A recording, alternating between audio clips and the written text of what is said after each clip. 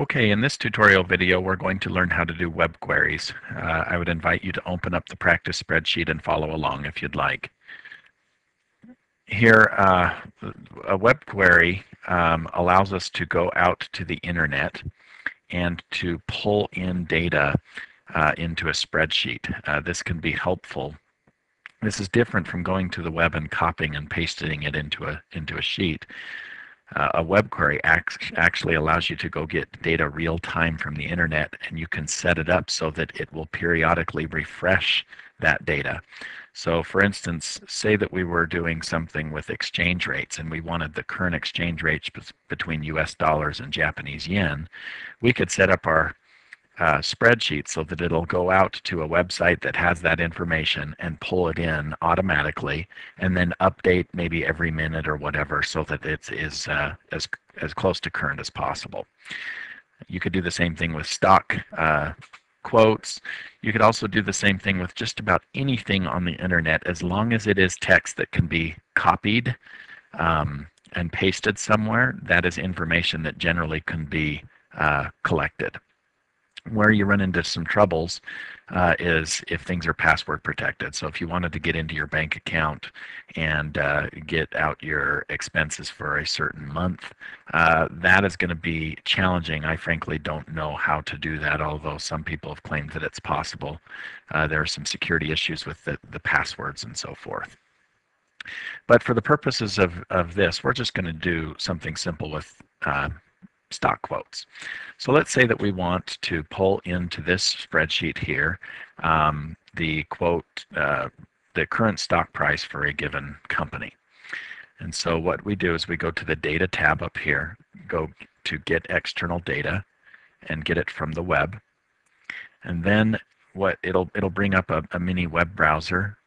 What you do is you navigate to the website that has the information that you want.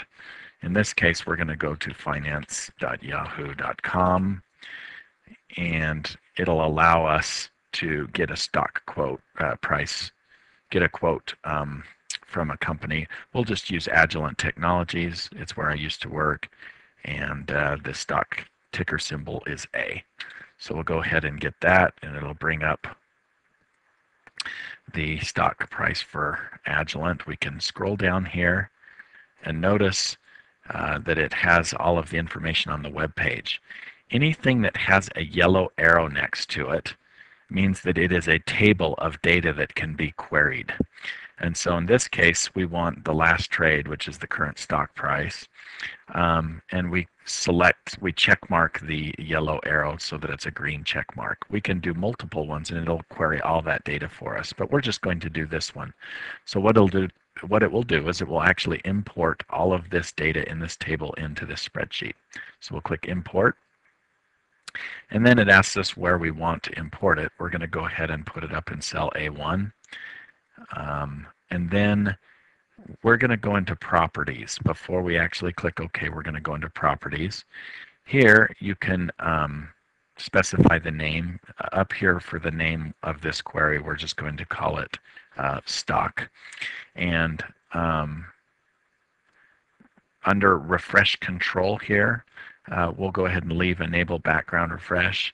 You can also set it so that it'll automatically refresh every however many minutes you would like. You can specify that. I'm going to leave that unchecked for our purposes.